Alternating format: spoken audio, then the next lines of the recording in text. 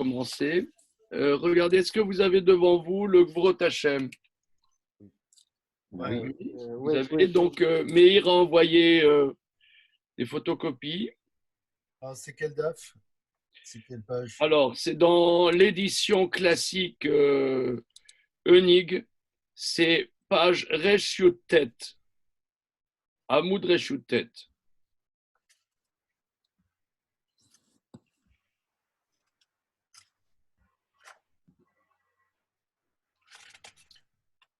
Perek Ramishim Vechad. Voilà. Je vous demande une seconde encore, je viens tout de suite, une seconde.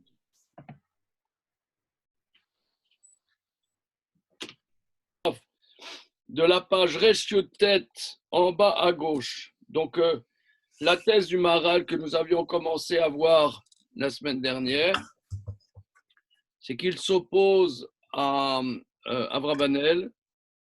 Avraham disait que la matzah s'appelle l'Echemoni, en cela qu'elle fait référence au pain de misère que mangeaient nos pères en Égypte. En vérité, ça rend bien compte du texte de la Haggadah.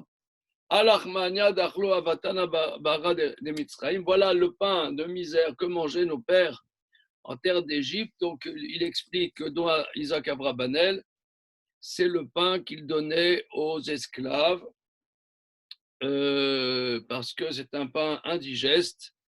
Et comme on leur donne très peu à manger, pour que leur ventre ait du grain à moudre, on leur donne quelque chose d'indigeste. Mais le Maharal s'oppose à ça. Il dit que non, que le pain pauvre représente la Géoula. Et c'est ce qu'il va encore expliquer là dans le. Oui, parce que la Géoula est le fait de ne pas être dépendant d'autrui, mais d'être autonome. Or, quelque part, le pauvre n'est dépendant de rien, il ne se définit que par lui-même. Alors, ici, ce n'est pas une apologie du tout à la pauvreté, mais pour sortir à la liberté, il faut à un moment être comme un pauvre. Donc, c'est pas, le pain pauvre n'est pas l'expression de la liberté, de la sortie à la liberté. Voilà. C'est la Géoula est le moment où on sort à la liberté. Pour ça, il faut, si on pourrait s'exprimer ainsi, larguer les amarres, être capable un moment de larguer les amarres. Et c'est ce qu'on perçoit de manière impressionnante dans notre période, qu'on largue les amarres. C'est très, très impressionnant. Très impressionnant. OK, donc on ressent cette impression presque de Géoula actuellement. Voteda, Er Amatsa chez les Chémoni. Donc c'est le paragraphe en bas à gauche de Reshutet. Voteda, Er Amatsa chez les Chémoni Shayar Alagoula. De plus, il faut que tu saches combien le pain pauvre est lié à la libération. Mais qui est Ani chez l'Odavar, le pauvre n'a rien. Mais Nyan Pshitut, c'est la simplicité. Kacher ou Omed Batsmo, en cela qui tient par lui-même. Davarze, Im Sheun Chisaron Nirshab Olamazé, bien que ça soit considéré dans ce monde-ci comme un manque, Sholam Arkava, ce monde-ci est la dimension de la complexité et la définition de ce monde est la complexité. Donc le pauvre qui n'est pas dans la complexité est considéré inadapté à ce monde complexe. Mikol makom apshitud mala ou metzadolam apashut venboar kava. Néanmoins, la simplicité est une qualité. Alors, une seconde, que les choses soient claires, les amis, que c'est une étude commune. Hein, je n'ai pas comment dire, la prétention d'avoir la science infuse. Hein. Si, ce qui est important, c'est qu'on puisse travailler ensemble. Bon, pour le moment, ça, on a vu ça la semaine dernière, donc je reprends. Mais s'il y a des trucs qui coincent, il faut s'exprimer. Hein. Moi, simplement, je vois pas où est-ce qu'on en est là, dans la photocopie qu'il a envoyée Meir, qui est Ah apparemment oui, pas c'est l'édition très Meir. bien. C'est ça. Bonne question. Ah, ça, c'est une Ça, bonne c'est une bonne question. question. Oh. Quelqu'un sait où on en est dans la photocopie? Qui c'est qui dit ça là? C'est Jonathan.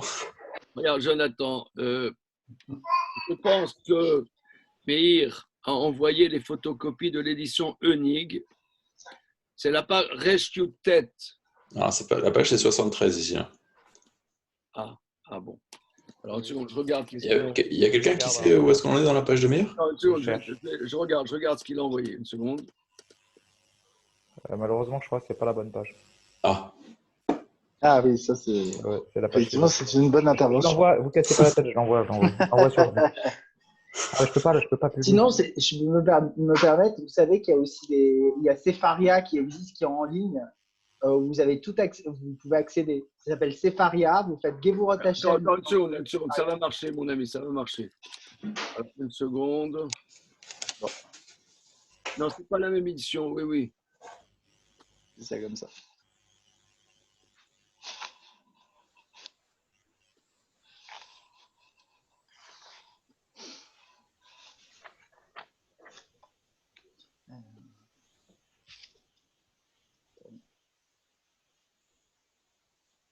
Oui, c'est bon. Monsieur Jonathan. oui.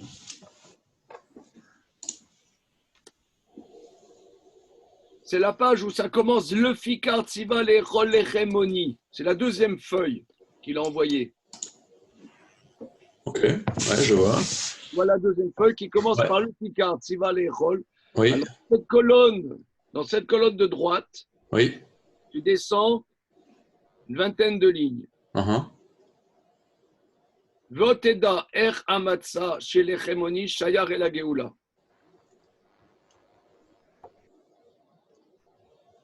C'est quoi, c'est après un point? C'est 1, 2, 3, 4, 5, 6, 7, 8, 9, 10, 11, 12, 13, 14, 15, 16, 17, 18, 19. 19 avant la fin de la page.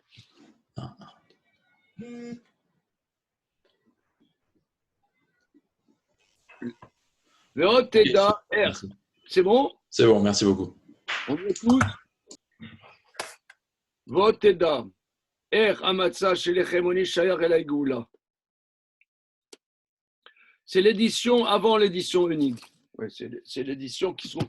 Parce que Hebrew Books, je pense que Meir a envoyé ça à partir d'Hebrew Books. Hebrew Books, en vérité, Hebrew Books publie des éditions anciennes. C'est ça la vocation première. Ok, c'est bon. Alors, je reprends. Oteda, chez les il faut que tu saches combien la matzah, qui est le pain pauvre, est lié à la délivrance. Vezé qui est ani shelo davar, le pauvre n'a rien. Vezé nyan pshitut, ça c'est la simplicité. Kacher ou omed beatzmo, parce qu'il tient par lui-même. Et davar zé, im sheo chisaron nirsha ba'olam hazeh, she'olam ha'arkava, malato ba'arkava. Bien que le fait de n'avoir que soi-même est un manque dans ce monde-ci, c'est considéré comme un handicap dans ce monde-ci, qui est le monde de la complexité et sa définition, donc sa grandeur est là, ça veut dire l'adaptation au ce monde-ci et la complexité. Nicole Makom, néanmoins, la simplicité, Ma'ala ou Metzadolam Apashut Benbo Arkava. Néanmoins, la simplicité est une qualité par rapport à un monde simple dans lequel il n'y a pas cette complexité. Balaïla Azé, Ayut Sririm et la Geoula. Dans cette nuit-là, était nécessaire la libération. Velo Aïta Geoula Metzad Olam Azé Shulam Amorkav, Rametzad Olam Ailion Apashut. Et la délivrance ne vient pas de ce monde-ci, qui est d'un monde complexe. Rien, si vous voulez, c'est l'émission d'un monde supérieur à l'intérieur d'un monde complexe. Ça, me semble-t-il, il fait allusion à ce qu'on dit En chavush matir atzmo bebet asurim. Ce qu'on voit dans la Gemara, dans Masechet Brachot au début, que un prisonnier ne se sort pas seul de sa prison. C'est-à-dire, quand on est à l'intérieur du monde complexe, on ne peut pas s'en sortir. Il faut une intervention d'une autre dimension. Et, comme d'habitude dans le Maharal, clairement ici il y a un sous-jacent kabbalistique, n'est-ce pas? Que dis-tu? Comme d'habitude dans le Maharal, ici il y a un sous-jacent kabbalistique, n'est-ce pas?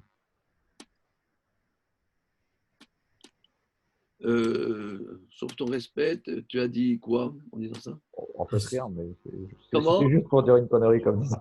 Non, non, non. Chas v'shalom, ça, j'ai pas dit. Ça, c'est un sketch qui dit ça. Non, j'ai pas dit ça. Non, Mais ça veut dire, je te demande ingénument qu'est-ce que tu rajoutes en non, disant ça. non, pas rajouter, mais disons que cette idée comme ça d'un monde qui est non complexe et qui vient exprimer une volonté dans un monde complexe, c'est comme s'il disait qu'il y avait une sorte de projet qui s'impose à l'humanité, qui n'est pas un projet contingent, quoi. Donc, il me semble que cette manière de dire, c'est une manière de dire un peu à la manière de mettre de la Kabbalah, quoi. Je vois, ce que tu dis, je ne l'entends pas du tout dans le Maharal. Ah, c'est marrant. Regarde, je prends un exemple. Un monde complexe. On peut deviser éternellement sur la question suivante. Je pense que on ressent ça. Tous les plans, tous les projets de tout le monde se cassent la figure en ce moment. On a des projets. Nos projets sont des projets relativement limités. Mais prenons un exemple, je ne sais pas, moi j'ai parlé avec ma famille là. Prenons par exemple ceux dont toute la parnassa de l'année, c'est les Pessars organisés. Ils ont investi, ils ont commandé des tonnes de matzot, des tonnes de viande, ils ont commandé un village de vacances, je ne sais pas, en Crète, etc., qui va faire vivre 3000 autochtones. Et tout ça, il y a des bateaux, il y a des activités, tout ça, résultat, zéro pointé. C'est hallucinant. Ça, et encore, ça c'est limité. Il y a des usines, c'est invraisemblable. Tout ça, zéro pointé. Alors, mardi dernier, j'avais posé la question au cours. Est-ce que quelqu'un comme Macron ou Edouard Philippe, ils vont dire, OK, on est modim, on reconnaît qu'il y a un créateur, une volonté supérieure, et qu'on doit s'interroger sur nos actes et accepter une volonté supérieure à la nôtre. Pourquoi ils ne disent pas ça?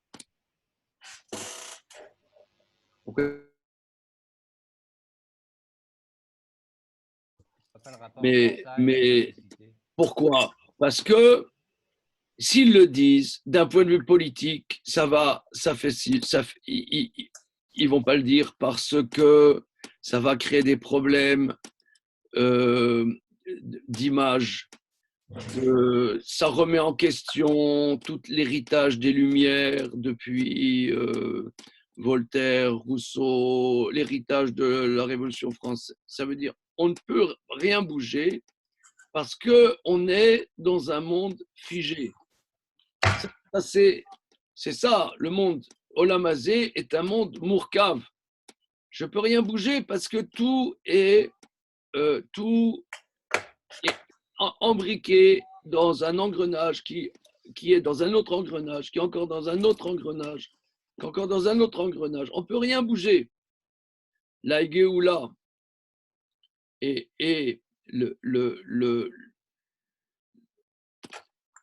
s'immisce l'émission d'une dimension simple, de la capacité à ne pas être lié à tous ces engrenages. Ça c'est simple.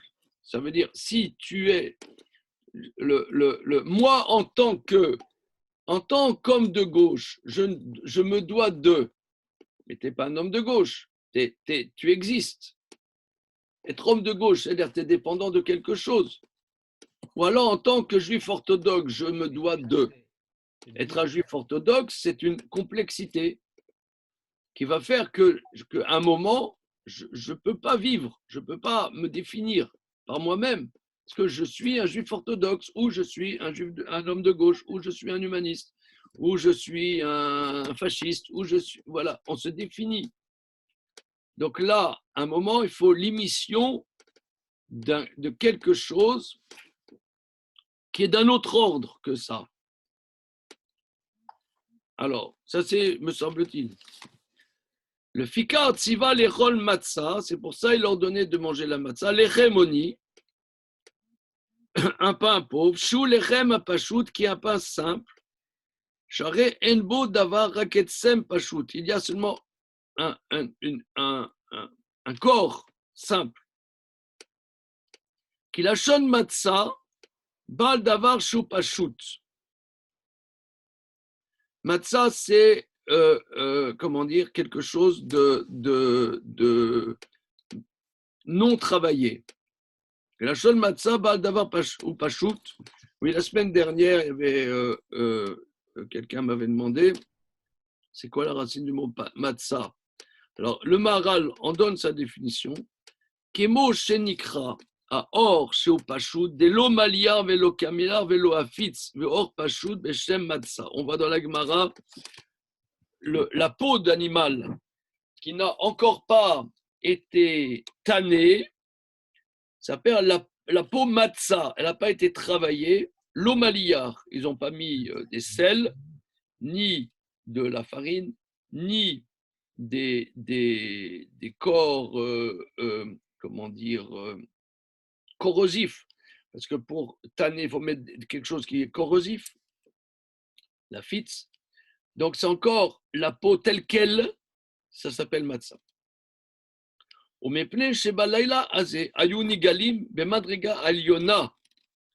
Étant donné que cette nuit-là, ils ont été libérés par un niveau supérieur de ce monde complexe, il a ordonné qu'on mange la matzah qui est simple. Des mayonzé Kohen Gadol, et il y a un exemple, quelque chose qui ressemble à cela. Le Kohen Gadol meshamesh bechol yeme ashana bebigdezav.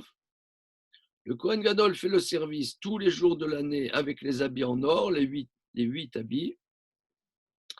Obeyom akipurim bebigde lavan lifne velifnim. Quand il rentre à l'intérieur de l'intérieur dans le sein des saints, c'est un vêtement blanc.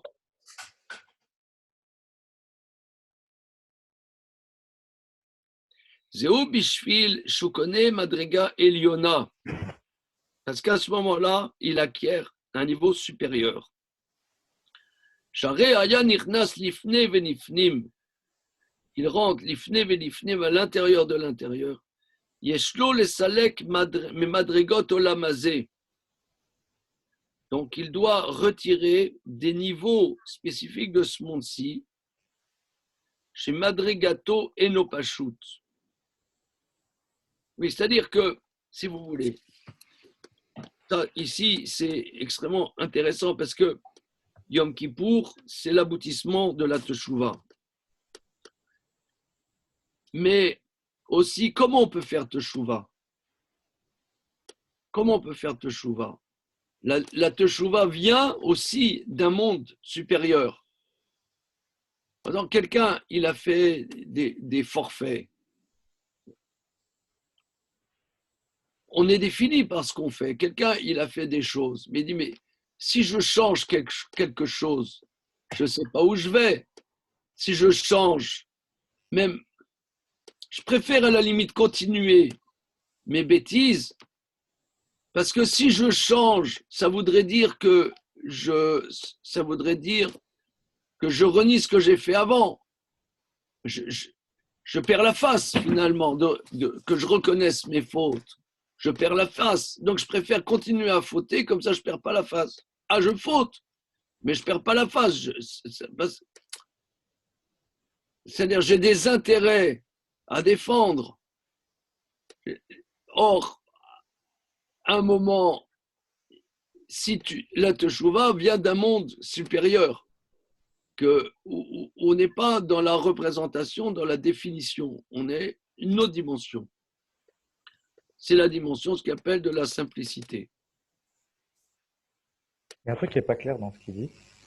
Enfin, Excuse-moi, la simplicité, ça veut dire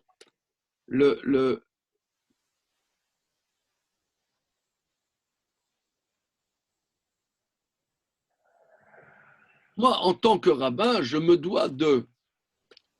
Mais ça, chacun, on est en tant que je sais pas, moi j'ai été élevé, mon père, c'était un médecin, tout le temps, on l'appelait jamais monsieur Intel, monsieur Zizek, on l'appelait monsieur le docteur Zizek, partout. Monsieur le docteur Zizek, c'était jamais monsieur Zizek, c'était toujours monsieur le docteur. On est quelqu'un. Et voilà. En tant que, voilà, on a tout le temps quelque chose, une insertion dans le monde. Mais alors, si c'est ça, comment on peut changer? Mais disons qu'on a pris un mauvais chemin. Comment on va changer? On ne peut pas. Donc, Yom Kippour, s'il y a une teshuva, il faut se définir par quelque chose qui n'est pas que de ce monde-ci, à l'intérieur de ce monde-ci, mais qui est l'émission d'une autre dimension. Oui, tu veux dire, David?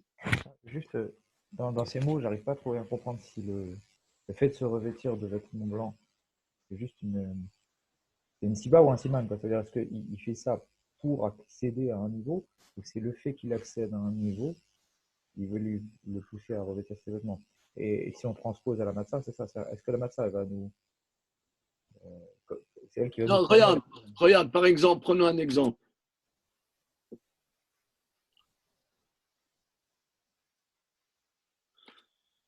Quand Goliath, il provoquait les enfants d'Israël,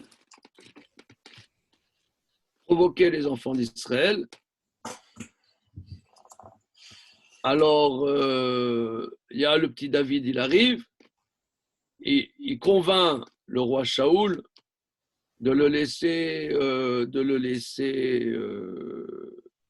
affronter Goliath.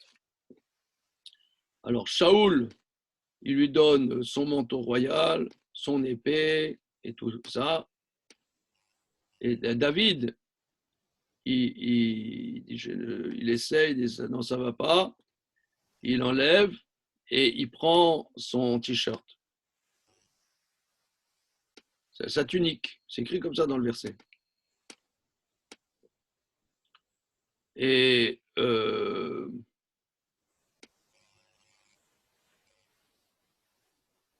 si tu veux, tu as quelqu'un, il est en t-shirt dans ce monde-ci, bon, c'est un petit jeune, ça veut dire un...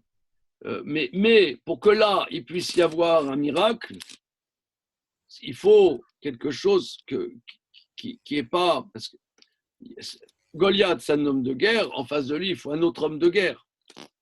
David, c'est pas un homme de guerre. Donc, comment ça va se passer? Il y a des hommes de guerre, par exemple, pour que quelqu'un puisse ouvrir la bouche dans ce monde-ci, il faut qu'il ait fait des études, il faut qu'il ait des diplômes, il faut qu'il ait fait une grande école, ou alors il faut qu'il soit... C'est comme ça, le monde fonctionne comme ça. Voilà, c'est ça. Le monde fonctionne. Il fonctionne avec une arkava qui est adaptée à ce monde-ci, quelqu'un qui n'est pas un universitaire, il ne peut pas parler de connaissances parce qu'il n'a pas les diplômes. Ah, mais peut-être il s'y connaît. Mais monsieur, vous n'êtes pas adapté. Vous n'êtes pas adapté. On est dans un monde qui a des protocoles. Un monde qui a des protocoles. Mais si ce monde de protocoles, comment on peut faire tchouva? On ne peut pas. Parce que quelqu'un, il a fauté, je ne sais pas moi, il mange avec ses collègues au restaurant, il fait ses repas d'affaires dans les restaurants, machin, bidule. Maintenant, comment il se rend compte qu'il ne doit pas continuer? Mais ça voudrait dire ça voudrait qu'il remettrait en question sa manière de s'insérer dans le monde. Je ne peux pas, ça remet trop de choses en question. Je ne peux pas faire tchouva, je ne peux pas. Je ne peux pas faire tchouva. Alors là, il dit que le Kohen Gadol qui va aider le Ham Israël à faire tchouva, il enlève son apparat. Il est Kohen Gadol. Le Kohen Gadol, tu as le Kohen simple et tu as le Kohen Gadol. C'est-à-dire le Kohen Gadol, c'est tu as le rabbin, tu as le grand rabbin. C'est le grand rabbin. C'est plus que le grand rabbin d'Israël, c'est le grand rabbin de tous les juifs. Tu te rends compte? Tu le vois dans la rue, tout de suite, il a son habit, il a son truc. Et il faut qu'il ait. D'ailleurs, le Kohen Gadol, s'il fait le service, Mechoussar Bigadim, le service est nul et non avenu. Et il s'appelle Zar. Il est condamnable à mort du ciel. Un Kohen Gadol qui fait, c'est les korbanot, pas avec des habits de Kohen Gadol, il s'appelle Zar. Azar à Karev Yumat, il est condamnable à mort. Il ne fait pas le service, son service est nul. Et quelqu'un qui n'est pas adapté à faire le service est condamnable à mort du ciel. Mais à Yom Kippour, il doit enlever ces habits-là. Enfin, pas tout le temps, hein. Certains services spécifiques, il doit enlever ses habits. Il doit avoir les habits du petit Cohen du coin, de M. Cohen de la Courneuve.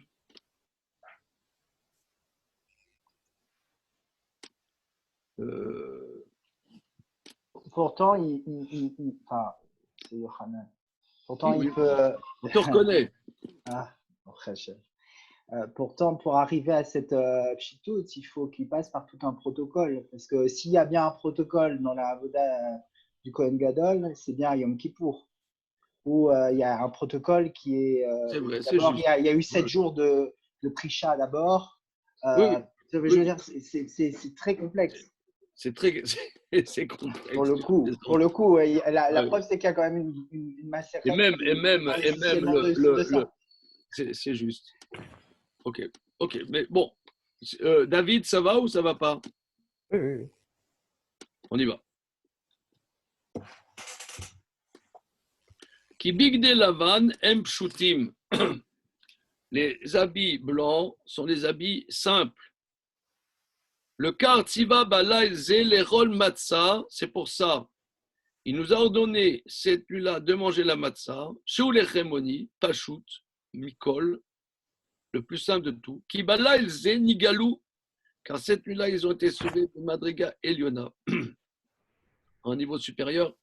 Et comme Madriga Eliona, yeshba pshitu, tout niveau supérieur, il y a la simplicité. Zéro piouche akatouv. C'est ça l'explication du verset.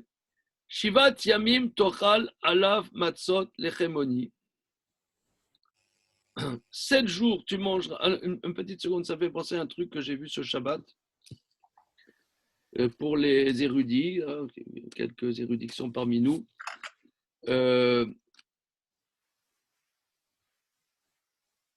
Il y a Natir Yahi a sorti un truc sur la tsniout. Tu sais, David, c'est bon, hein? Ouais. Bon. Je l'avais en anglais déjà. Ok. Alors, j'ai un peu.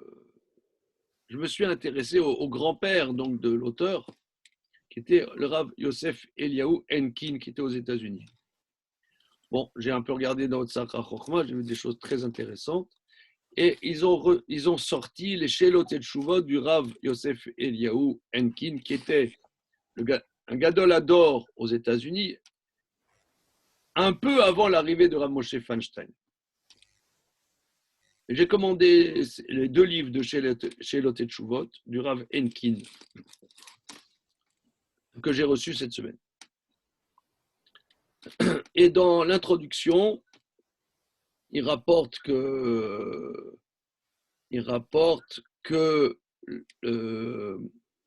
quand il était jeune en Lituanie, un temps, il a étudié en Chavruta avec le Chazon Ish.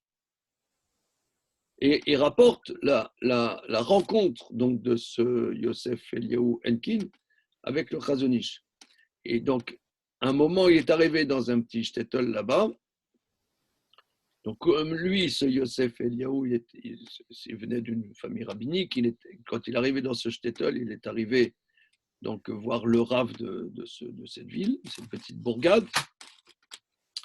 Et il y avait un avraire qui était là dans le salon du Rav, qui était habillé comme n'importe qui. Et il a demandé bon, qui vous êtes, machin, en attendant de voir le Rav. Il dit oui, j'ai un magasin ici dans la ville. Et il voyait que ce jeune-là, il déambulait dans le salon du Rav en attendant que le Rav soit disponible. Il disait, il pensait qu'il réfléchissait à son business. Il a dit, j'ai un magasin dans la ville. Donc, il pensait qu'il réfléchissait à son business. Et ensuite, donc, il y a le Rav qui reçoit ce Yosef Eliyahu Enkin, qui lui dit, tu sais qui c'est le jeune là dans la salle? C'est celui qui a écrit le livre Chazon Ish, qui était déjà publié.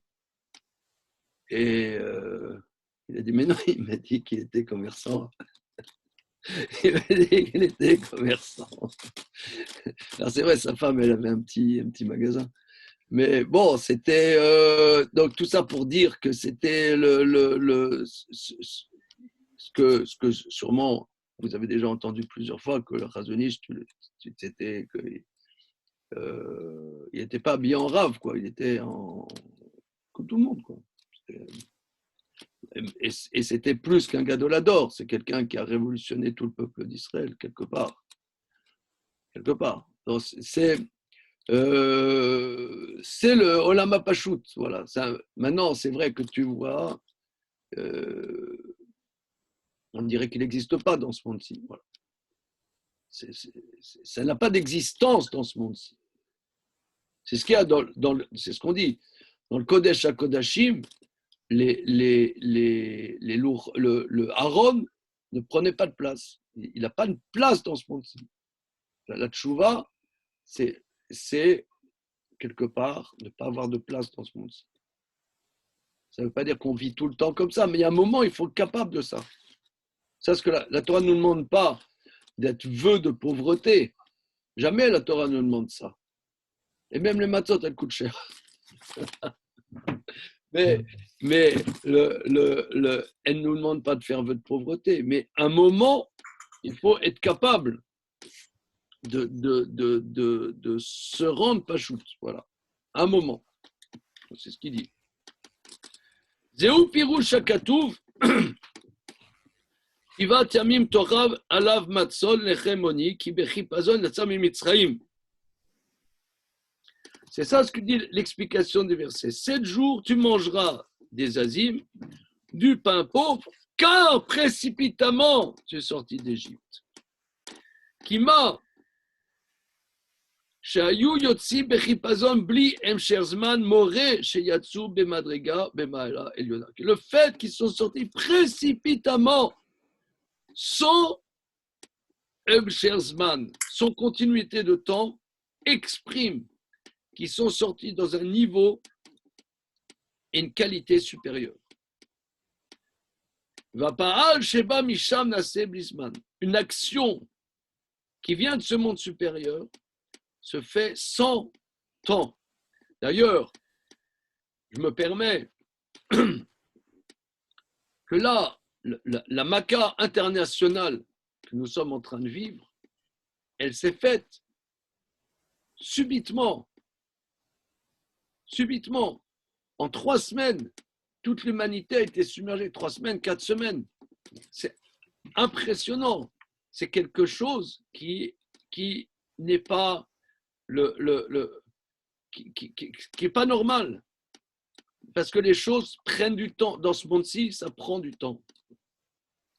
L'eau kemod varim ativiim, pas comme les choses naturelles. Shekol peulatam be'em sherzman. Dans l'ordre de la nature, ça prend du temps. Aval kan ayag ulatam shelo beteva. Leur délivrance n'était pas de l'ordre de la nature. Le kar aya bechipazon, c'est la précipitation. 100 ans. Le kar raoul sheyorlu lechemoni. C'est pour ça qu'il est légitime qu'il mange un pain pauvre, qui est le pain simple, sans complexité. Mais d'abord, nous avons déjà expliqué longuement. Gamaï le Kaman va voir aussi plus loin. Tu verras d'autres choses claires sur ce sujet. Raya Broura Lazé, une preuve claire que le pain pauvre, Mitzadasmo Wacherut, est en tant que lui la définition de la liberté et de la délivrance. La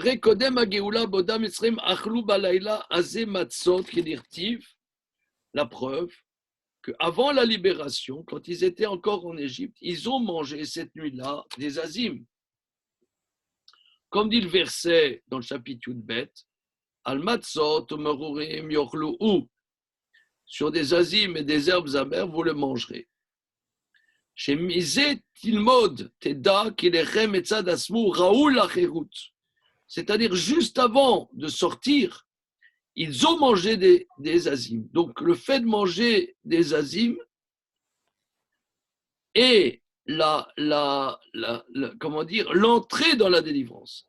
Ratsa Akadosh Baruch Hu Boto Laila Sheyu Osim Dvarim Liot Nimshachim Ara Acherut. Il a voulu, Dieu, que cette nuit-là, il fasse des choses liées à la liberté, Shaliado Iskou la Geoula, que par le biais de leurs actions, ils méritent à la délivrance. Kishlosha Dvarim Nemru Be'aftarat Avram. Car 3 choses ont été dites dans la promesse d'Avram. C'était dans Brit Ben Abtarim, donc au début de ce livre incroyable de Gvorot Hashem, chapitre après chapitre, le Maral analyse le Brit Ben Abtarim. Le verset dit Ki ger yezaracha vavadum ve'inu otam arba meot shana vegam et hagoy asher yavodu dan anochi vachacheken yetzu bechush gadol. Car étranger sera ta descendance dans un autre pays, ils les asserviront, les feront souffrir 400 ans, et aussi le peuple qui les asserviront, je le jugerai, après ils sortiront avec des grandes richesses. Il y a 3 choses. Premièrement, Aïchad, Sheyu Meshabdim et Israël,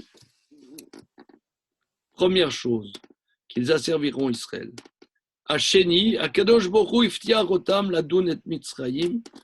Deuxième chose, il a promis qu'il jugera les Égyptiens. Troisième, Liot Israël Yotzim et Mitzrayim, qu'ils sortent de l'Égypte. Le quart, Asou Zecher Bemaror à la Shaboud. Donc, ces 3 choses sont mentionnées. Les herbes amères, l'asservissement, ils ont rendu amère leur vie. Gam et Agoy asher yavud danochi zeu makot bechorot shugmar makot mitzrayim remuza amaka bemilad dan anochi adalet mindan remes dam reshit amakot nun mindan unega shkola keneg kon amakot. ולזה עשו זכר בלילה זה פסח, שאלו כי שחיטת הפסח וראותו בעצמו שרות בחורי מצרים ויפסח על בתי ישראל. Alors lui dit que le jugement de l'Égypte est en allusion dans le Corban Pessah. C'est-à-dire, Gam et Tagoy Asheria Vodou, le peuple qui les asserviront, je le jugerai. Le summum du jugement, c'est Makat Bechorot, qui scelle les plaies d'Égypte.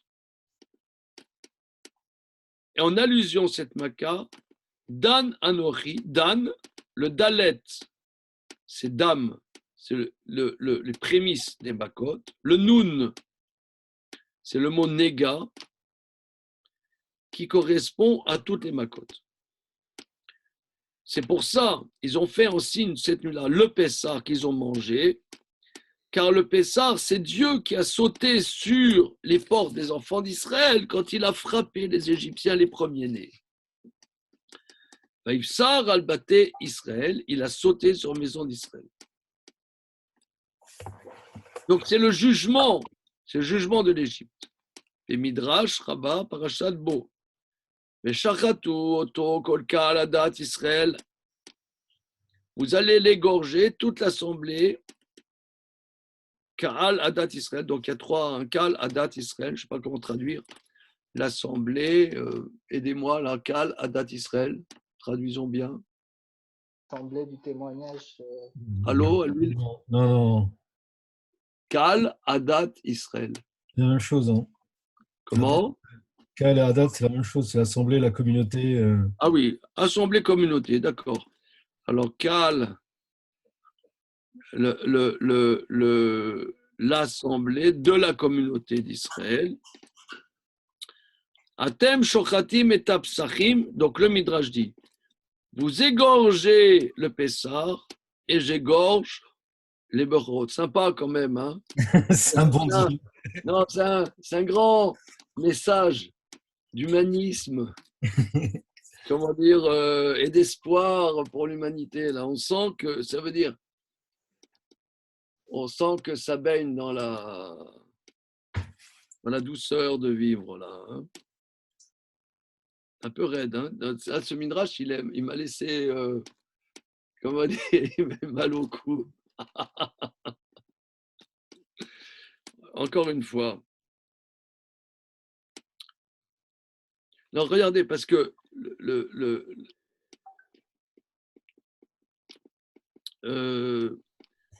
parce que chaque année, on étudie des choses sur la sortie d'Égypte.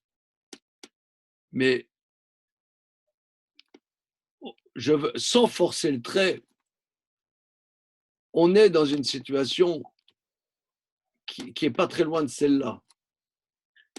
On sent quelque part une libération. Par exemple, il y a des gens, ils font des mariages. Maintenant, je ne sais pas s'il y a encore des mariages qui se font, mais se font des mariages à 10. Quelque part, c'est une libération. Là, on était rentrés, nous, dans la communauté, avec des fêtes invraisemblables, des frais invraisemblables, un mode de vie, une complexité de vie. Là, aujourd'hui, normalement, le 29 mars, on devait faire la Séouda de Bar Mitzvah de notre petit Neria, là, notre grand Neria. Là, à midi, il devait y avoir la Séouda. Et bon, c'était une grande Séouda qu'on avait préparée. Désolé, je ne serai pas à l'heure. Hein. Une grande Séouda.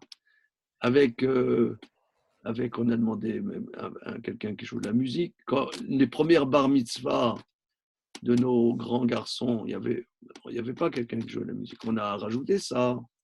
Déjà, la bar mitzvah de Hillel. On a rentré un peu un standing un peu plus complexe, si vous voulez, plus complexe. Paf! On est dans le shtetl. Donc, il y a une Géoula quelque part. Il y a un copain qui m'a dit que là, il ne peut pas travailler. Il ne peut pas travailler. Son métier est un métier où il doit être présent aux gens. Il ne peut pas travailler. Il m'a dit, il a un goût du jardin d'Éden, où il n'y avait pas la malédiction, à la sueur de ton front, tu vas travailler. Il m'a dit, il ne sait pas combien de jours il va tenir comme ça, mais en attendant, il a un goût du jardin d'Éden. Donc il y a une délivrance. Et dans cette délivrance, il y a des gens qui meurent. C'est terrible. Il y a des gens qui meurent, des gens qu'on connaît même.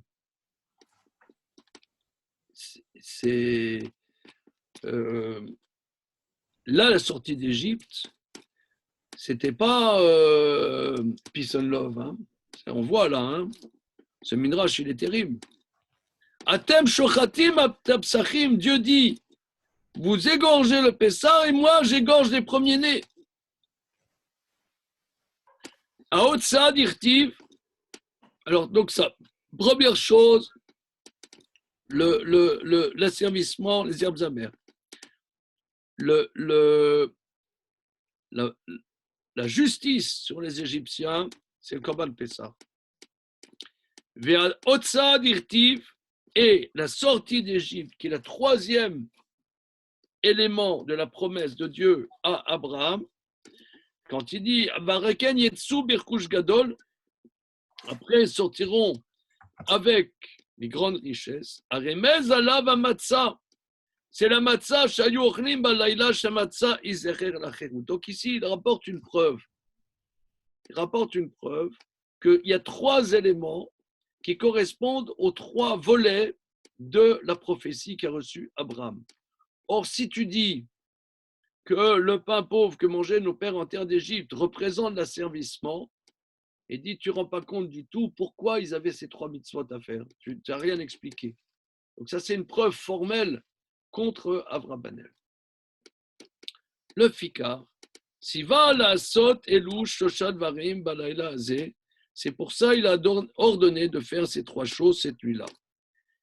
Donc là, c'est une preuve formelle. Hein.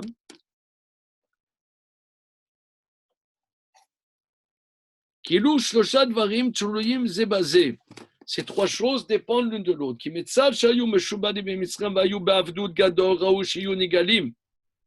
Ces trois choses dépendent l'une de l'autre.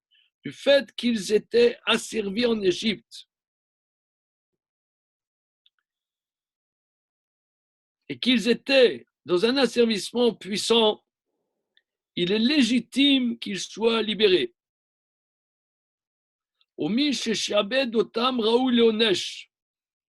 Et celui qui les a servis, il est légitime qu'il reçoive un châtiment.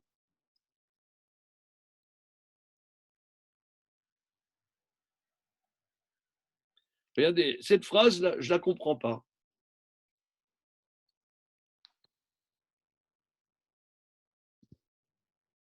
Car ces trois choses dépendent l'une de l'autre. Le fait qu'ils étaient asservis en Égypte et qu'ils étaient dans un asservissement puissant, il légitime alors qu'ils soient libérés. Non, tu as des gens, ils peuvent être esclaves tout le temps, pourquoi pas?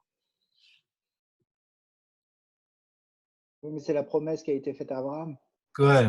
C'est-à-dire que c'est interdépendant. Si vous n'avez pas un des éléments, vous ne pouvez pas avoir les autres. C'est parce qu'ils ont été esclaves en Égypte. L'élément de l'équation, c'est l'Aftara d'Abraham, effectivement. Parce qu'ils ont été esclaves en Égypte. Ils sont libérés. Non, mais d'accord. Mais ça, il vient de le dire. Regardez cette phrase-là. Regardez, moi, j'ai un truc très bien, ça s'appelle le Tipex. Moi, j'enlève cette phrase-là, je mets du Tipex. Non, il n'avait pas dit que c'était interdépendant. Il avait parlé des trois éléments. Maintenant, il parle du kécher qu'il y a entre chacun de ces éléments. Alors, qu'est-ce que tu as dit là? Exactement ce qu'il est en train de dire. Il est en train de dire que c'est parce que ils ont été avadim en Égypte qu'ils étaient raouilles la Géoula. C'est parce que c'est la condition d'évêque qui fait on peut atteindre la Géoula. C'est comme dans le passage de Michelet, Shefel Rouar je me rappelle plus exactement. Mais là-bas, l'idée, c'est que ça nous a abaissé en tant qu'Eved, et c'est peut-être ça qui nous permet d'accéder à la pshitut. C'est pas ça la question. Si la libération, c'est Si, la Géoula, c'est ça. l'intervention d'une volonté extérieure, d'une volonté de Dieu, alors c'est l'expression d'une justice. Donc il faut qu'à un moment donné, on voit que ceux qui sont asservis sont libérés et ceux qui ont opprimé souffrent. Dans ce moment-là, si c'est l'intervention d'une volonté extérieure, il faut qu'il y ait quelque chose qui soit rétabli.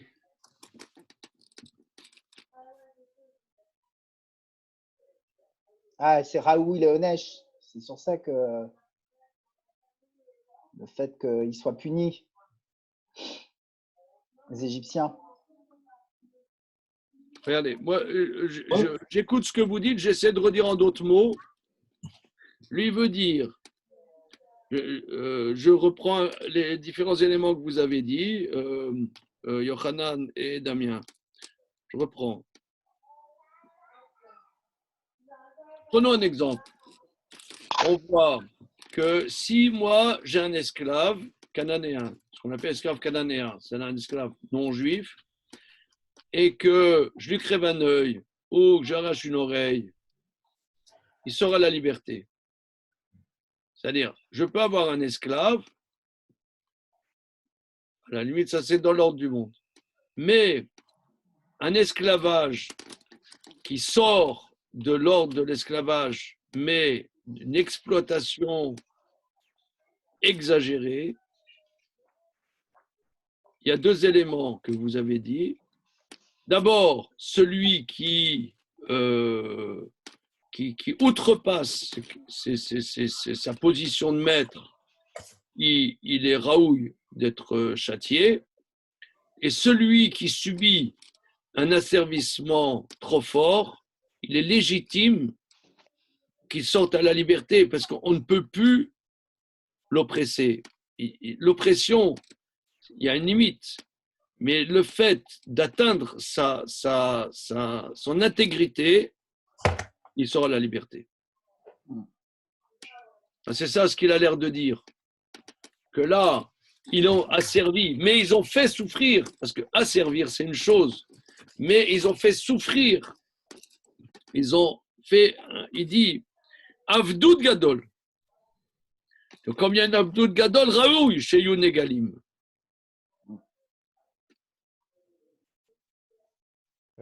Et celui qui est là de ce fait-là, celui qui les oppresse, là, il a outrepassé ses limites, il faut qu'il soit châtié. Donc les trois sont liés. Il n'y a pas d'expression de l'exagération dans la Sherboud quand il dit « Miché Charbed Otam Rahu Laonej », c'est-à-dire que la punition, elle est dans l'expression de l'esclavage pur, sans qu'il y ait d'exagération dans cet esclavage. Oui, moi j'ai l'impression que si, parce qu'il dit, hein, ok, j'entends ce que tu dis, Kimitza, Ayu, Be'avdoud Gadol. Ouais. Avdoud Gadol. Ça fait beaucoup penser à la Gemara dans Ktuvot sur les serments. Que les nations, le pas Yoter Midai, dit la Gemara. Pas Yoter Midai, mais là, voilà, là ça a été Yoter Midai. On dirait que dès que ça dépasse la mesure, c'est comme vous dites exactement. Là, c'est Yoter Midai.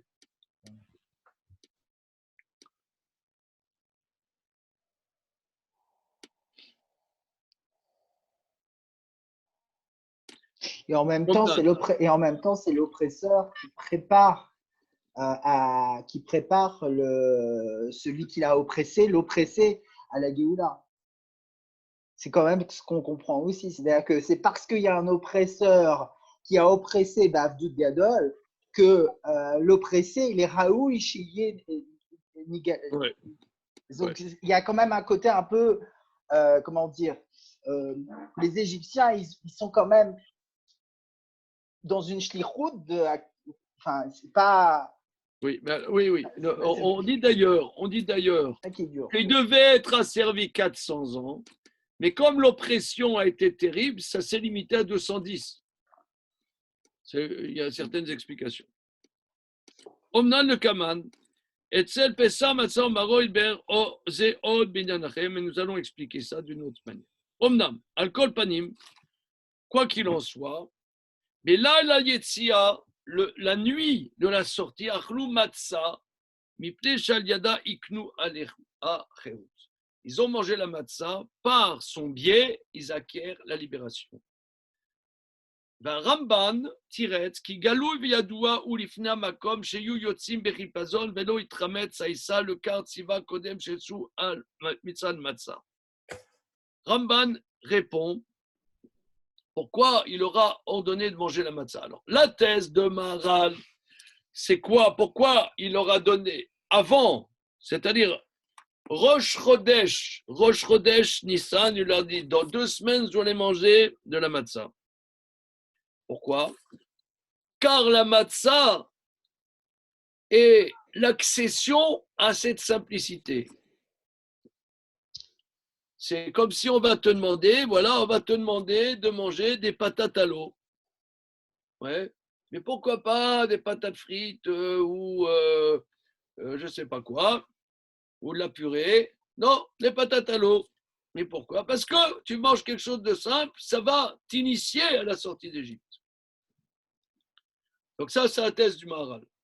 Le Ramban, il dit non. Il dit pourquoi ils ont donné le premier Nissan? Car ils savaient qu'il sortirait avec précipitation. Il leur a donné quelque chose qui va cuire extrêmement rapidement, parce qu'ils vont sortir tout de suite. Ils le savaient prophétiquement, mais non, Dieu savait ça à l'avance. C'était clair devant Dieu qu'il sortirait avec précipitation et que la panne n'aurait pas le temps de lever. C'est pourquoi, avant, il a dit, faites des matzot, puisque vous allez sortir en précipitation, il ne sera pas le temps de lever. Donc, il y a un lechatchila là-dessus, c'est-à-dire que avant même qu'il sache ce qui allait se passer, il savait qu'il devait manger une matzah à cause de ce qui allait, à cause de ce qui allait passer. Ramban. Mais le Maharal, de manière générale, le Maharal, quand on étudie du Maharal, il y a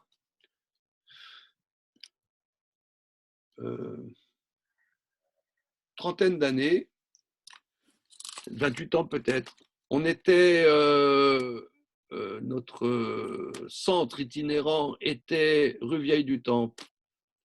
Tu as connu cette période, David? Au-dessus de la librairie. Ok, oui. Chez Hadash. Ouais, au-dessus de la librairie. Et il y avait un grand Rav qui était passé, Rav Mordechai Elephant. Rav Mordechai Elephant qui était le fondateur des Sheva Yitri. Bon, il est passé nous voir parce que Eric Fitoussi, qui était notre élève à l'époque, son père était proche de ce Rav Elephant, enfin peu importe. Et il nous a dit quelque chose de très intéressant en passant comme ça. Le Rav Elephant nous a dit que on peut étudier le Talmud de différentes manières. Il y a une démarche d'étude du Talmud, qui est la démarche Maharal, et il y a une démarche d'étude du Talmud qui est Moreh Nevochim.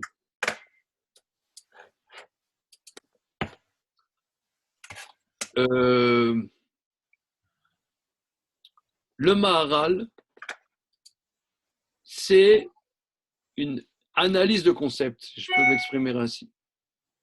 C'est une analyse de concept. Lui, il dit, la matzah, c'est le concept de la sortie à la liberté. Le Ramban lui dit, non, c'est une vision prophétique à l'avance que Dieu savait que. Il dit, ok, d'accord, c'est bien ce que toi tu dis, mais ça ne m'intéresse pas. C'est la Torah, ce qu'elle nous dit, c'est comment dire, la Torah, ce qu'elle nous dit, c'est la matzah, c'est analytiquement l'accession à la liberté. Maintenant, ce que tu dis, Ramban, je ne m'oppose pas, mais de manière plus profonde, c'est ce qu'il dit. Parce que c'est bon à cette époque, c'est bon aussi à notre époque, c'est éternel. C'est pas conjoncturel, c'est éternel. Alors, c'est une démarche d'étude. Hein, c'est une démarche d'étude qu'on remarque ici dans ce débat avec Nachmanide, je trouve. C'est très.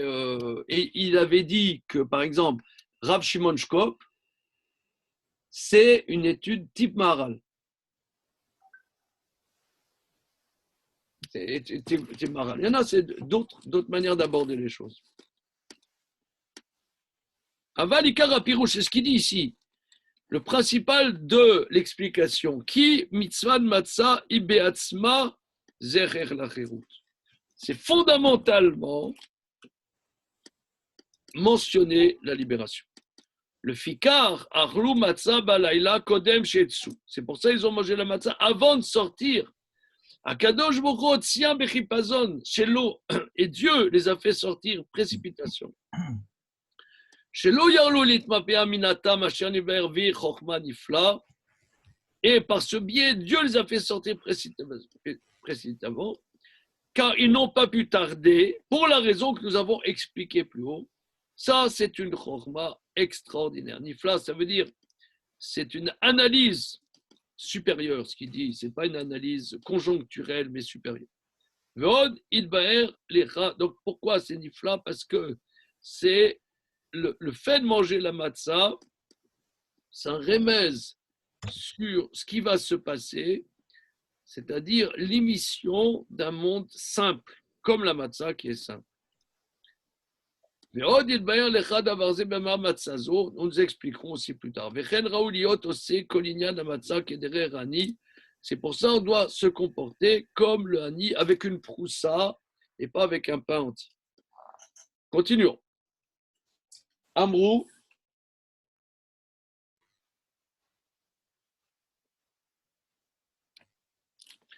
Amrou zichronam livrara beperek arve psachim. Nos maîtres ont dit dans le chapitre arve psachim, 10e chapitre de traité psachim, daf kuf tetzaï.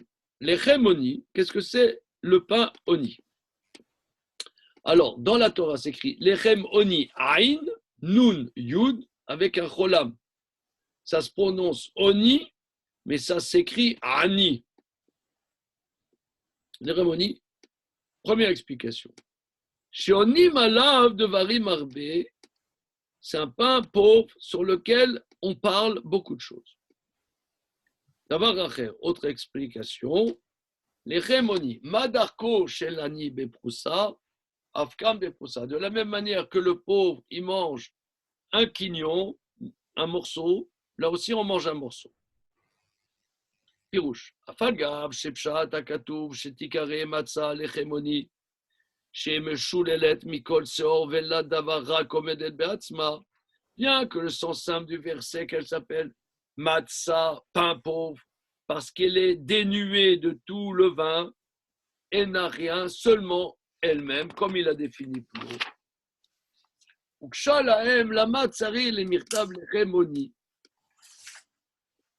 Pourquoi la question de nos maîtres dans le texte, pourquoi tu es obligé de dire un pain pauvre? Pshita, de Yadina, Shkol Matzah, Shel Baseor, chez Anya. Il n'y avait qu'à dire qu'est-ce que c'est la matzah. Matzah, eau, farine, point, et minimum de temps. Il n'y a pas le levain, ça on le sait. Pourquoi tu la décris? On sait qu'elle est pauvre puisqu'il y a le minimum. Pourquoi tu es obligé d'un pain pauvre? Et là, le cas qu'est-il echon, ilomar, shonim ala devarim arbe, parce qu'on parle dessus plein de choses. Pirouche. Shamatza mitfarsem al-yada yetziat mitzrayim. Par la matzah se promulgue la sortie d'Égypte. C'est-à-dire, ce pain, ce n'est pas simplement un pain qu'on mange comme ça. C'est le vecteur. Comment? C'est un vecteur de toute l'explication. De tout voilà. C'est un support.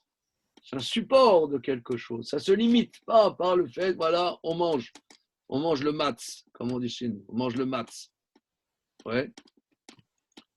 C'est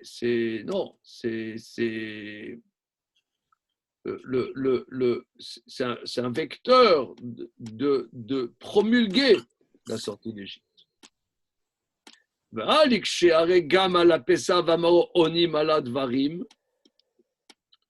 on ne pose pas la question, mais Matzah ou Maror aussi, on doit parler. Tout celui qui n'a pas dit ces trois choses, Yod Yatsa, il n'est pas quitte de son obligation. Pessa, Matzah, Maror. Donc le reste aussi, il faut parler. Pessarzo, Marorze, Enze Kashia. Ketzian Mitzraim, Bekol Agada, Yesaper ala Lechem. Non. La sortie d'Égypte et toute l'Agada, on la raconte sur le pain. Le fiche alechem magid, regardez, je ressens, parce que la pshitout, parce que on sait que en Égypte, on dit Adibour Aya Begalout. La parole était en exil. Il n'y avait pas de parole. Mais pour qu'il y ait une parole, on sait aussi que les Rachamim nous disent Pessar, la bouche parle. Pessar, la bouche parle. La sortie d'Égypte, c'est la capacité de parler, et c'est ce qui est développé plus loin dans la Haggadah, Keneged Arba Banim Dibra Torah. La Torah, elle parle par rapport à 4 enfants. Donc la Yetzia est la capacité maintenant de parler. On disait tout à l'heure que on est dans un monde de la Arkava. Complexité. La complexité. Oui. Par exemple, il y a un rabbin, vous savez, il y a les blagues. Il y a un rabbin libéral, un rabbin conservatif, un rabbin orthodoxe. Vous connaissez? Alors, on va dire un rabbin libéral, un rabbin consistorial, un rabbin orthodoxe. Oui. Alors, chacun, comment il va parler, il a son langage. Voilà. Donc ça, c'est pas une parole, c'est un blabla. On sait déjà qu'est-ce qu'il va dire. Je ne sais pas, moi, en tant que Rosh Yeshiva, je dois vous encourager à étudier la Torah, évidemment. Je ne vais pas vous encourager à faire autre chose. C'est normal.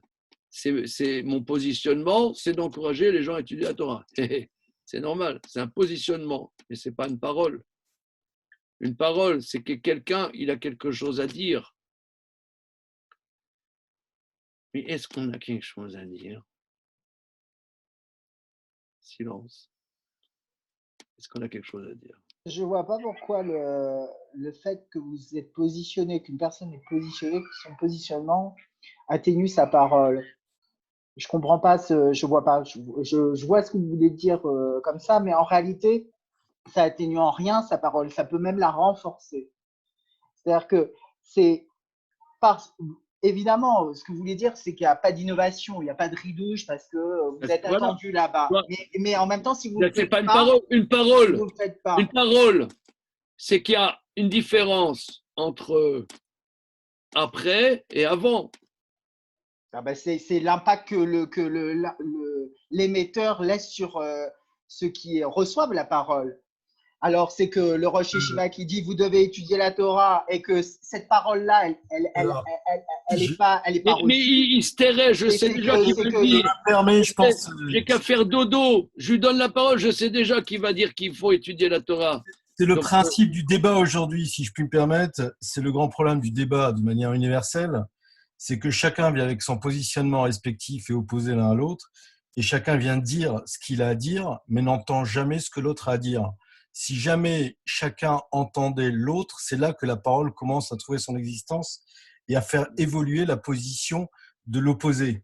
Donc, et je comprends très bien ce que dit le Rav Zizek, c'est que effectivement, quand on arrive avec un positionnement établi, la parole n'est qu'un pléonasme par rapport à ce positionnement établi. Ce n'est qu'une répétition évidente et naturelle et logique et et anticipable, et qu'elle n'amène rien de nouveau. Une parole, c'est quelque chose qui permet de faire évoluer à la fois l'émetteur et à la fois le récepteur, auquel cas elle n'a rien à apporter. quand vous venez écouter quelqu'un quand un mec politiquement, un mec de gauche, il vient écouter un mec de gauche, il n'y a aucune parole qui va évoluer, qui va le faire évoluer. Il est venu, il sait exactement ce qui va se passer. Voilà. Tu achètes un journal. Tu as un journal, tu as le Figaro, tu sais déjà que le Figaro, qu'est-ce qu'il va dire. Tu Le Monde, tu sais déjà qu'est-ce qu'il va dire. Exactement. Chacun, il a son positionnement. Chacun a son positionnement. Là, sur Internet, tu as plusieurs trucs. Tu as Léava, tu sais qu'est-ce que tu vas voir. Tu as Ron Chaya, tu as Dinovich, tu as Zizek, tu as machin. C'est le commerce. Chacun, il est avec son truc. Mais une parole, c'est pas ça. Ariel, je suis pas d'accord du tout avec ce que tu dis. Ah, vas-y, non, mais c'est intéressant. Non, toi, tu dis que ça commence déjà par écouter l'autre. Mais si l'autre lui-même, il est lui-même dans un positionnement, j'ai rien à écouter. Non, mais c'est justement, je commence à démontrer que j'écoute l'autre quand il est dans un positionnement opposé au mien et qui va me faire évoluer par rapport à mon positionnement et de l'amener vers lui. Là, c'est vrai, que des positionnements. Je suis désolé, là, je te donne un exemple. C'est de changer un état. Le sujet, c'est Moshe Rabbeinu. Moshe Rabbeinu, qui va amener la Géoula, on sait, Loïch de Varim Anochi. Je ne suis pas un homme de parole. Il y a des gens, ils ont du mal à parler. Moi, j'avais un ami qui est décédé maintenant, qui m'était extrêmement cher, mon ami Jacques Attali à la Vachalom. Il m'a beaucoup aidé, je t'ai raconté ça, Ariel. Ouais. Il m'a beaucoup aidé au niveau de la conception du Beth Midrash, etc. Mais au niveau humain, quand on cooptait des gens dans l'association pour s'occuper de l'association, quand il y avait quelqu'un qui ne parlait pas beaucoup, il m'a dit, regarde ce type-là, il est super. Parce qu'il ne parlait pas. Il ne parlait pas. Ce type, il est super. Tu as des gens, ils ont du mal à dire des choses. Ils ont du mal à dire des choses. Pourquoi? Alors, le Maharal explique sur Moshe Rabbeinu, parce que pour lui, les choses étaient tellement vécues qu'il avait du mal à les dire. Ça, c'est un truisme de dire. Tu as des gens, par exemple, ils ont vécu des traumatismes, ils ne peuvent pas en parler. Pourquoi? Parce que c'est trop profond chez eux. Ils n'ont pas les mots pour le dire. Quelqu'un, il a vécu quelque chose de lourd dans sa vie, il ne peut pas en parler. Pour parler, il faut une distance, mais quelqu'un qui vit les choses a du mal à dire les choses. Or, une parole, c'est quoi? Une parole, c'est que ce que je vais dire, on l'a encore, ça n'a jamais été dit. Ça n'a jamais été dit. Si j'ai quelque chose à dire, ça veut dire, ça n'a jamais été dit. C'est pour ça que Dibour, c'est un lachon dur. C'est dur, parce que ça engage. Tu as des gens, ils vivent, Moshe Rabbeinu dit le Maharal de Prague, il vivait intensément les choses, il ne pouvait pas les dire. Il n'arrivait pas à trouver les mots. Ou alors, il fallait une disponibilité pour qu'il puisse parler. C'est ça la disponibilité. Pour pouvoir dire des choses, il faut une disponibilité. Il faut cette disponibilité, c'est une Géoula. C'est une Géoula. Si on est dépendant de quelque chose, on n'est pas disponible pour qu'il y ait une parole. C'est pour ça la matzah. La matzah, c'est sur elle qu'on parle. C'est ça ce que le Maharal vient nous dire.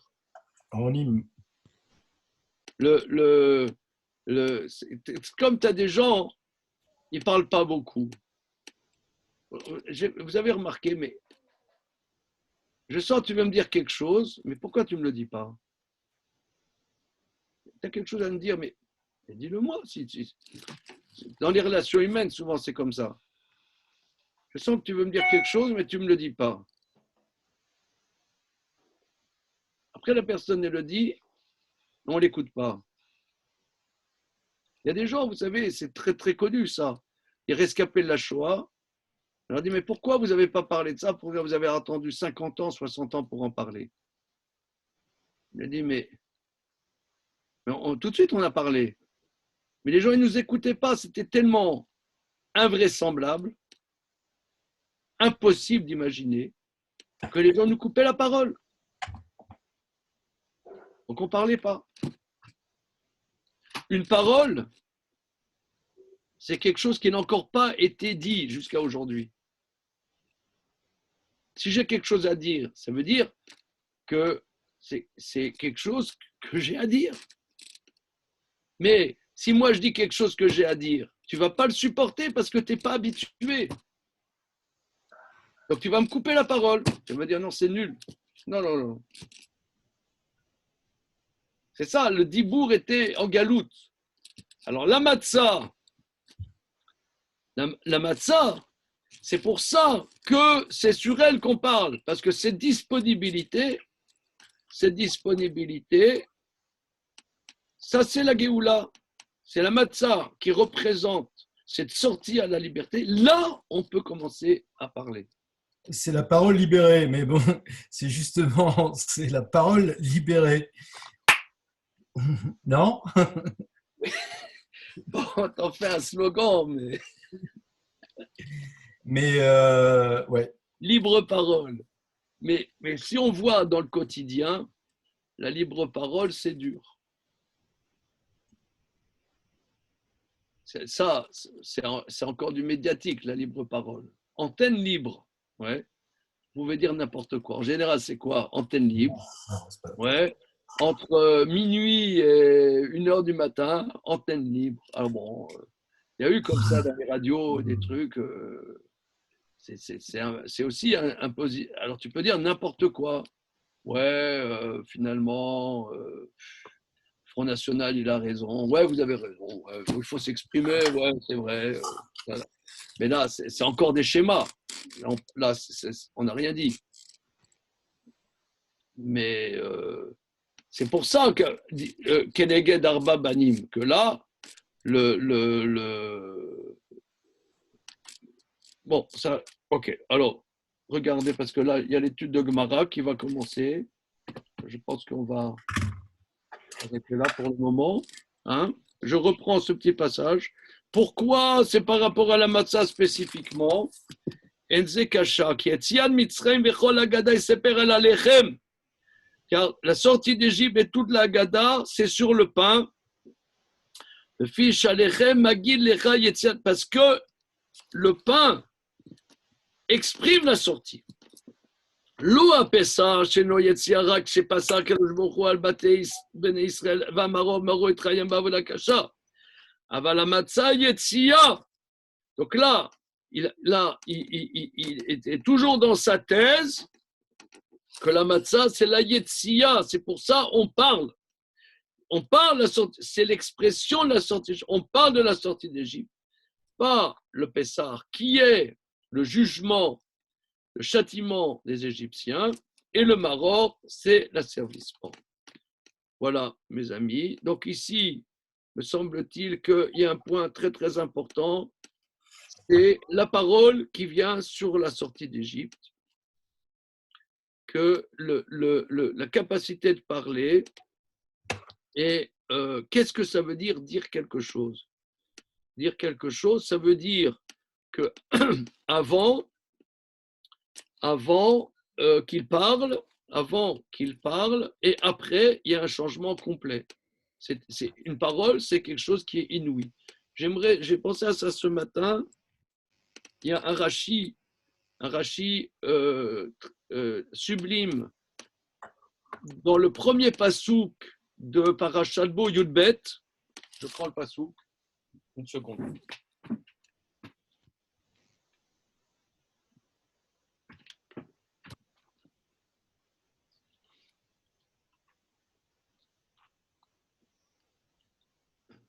Chapitre Yudbet, pasouk Aleph dans Shemot. Vayomer Hashem el Moshe vel Aaron bered Mitzrayim lemor achodesh azeh lachem. Hachem a parlé à Moshe et à Aaron en terre d'Égypte en disant « Ce renouveau du mois sera pour vous ». Donc, toute la sortie d'Égypte commence par ce verset. Rachid dit « Pourquoi là Hachem parle à Moshe et à Aaron ?» Bon, à Moshe, c'est normal, mais pourquoi à Aaron? Pourquoi Aaron?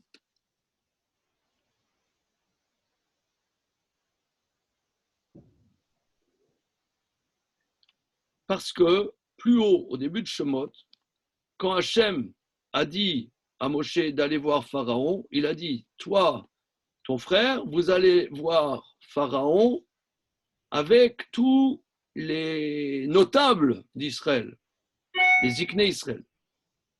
Moshe est allé voir les Ziknei Israël, ils ont dit d'accord, et finalement ils partent tous, il se retrouve que Moshe et Aaron devant Pharaon. Qu'est-ce qu'il dit Rashi là-bas?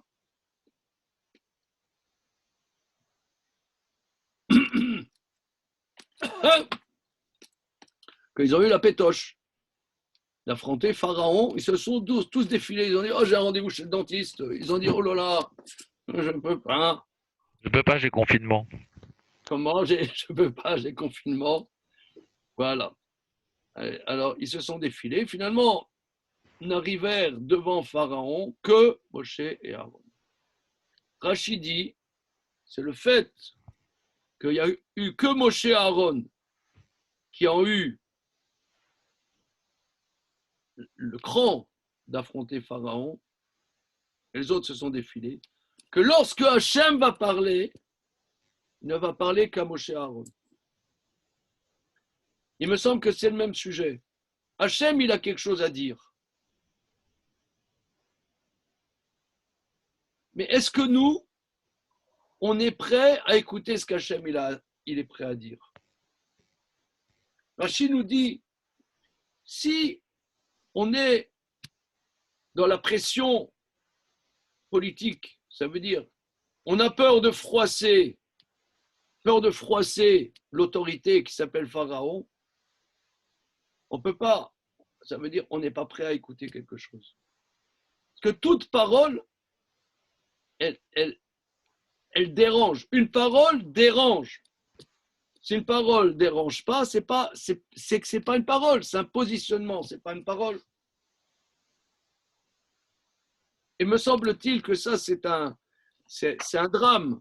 Il y a un de mes fils qui habite en Israël, m'a dit, il y a en Israël, il y a un très grand drame. Très grand drame. Il n'y a pas qu'en Israël qu'il y a des drames, il y a un grand drame. C'est que là-bas, il y a un positionnement, il y a le positionnement.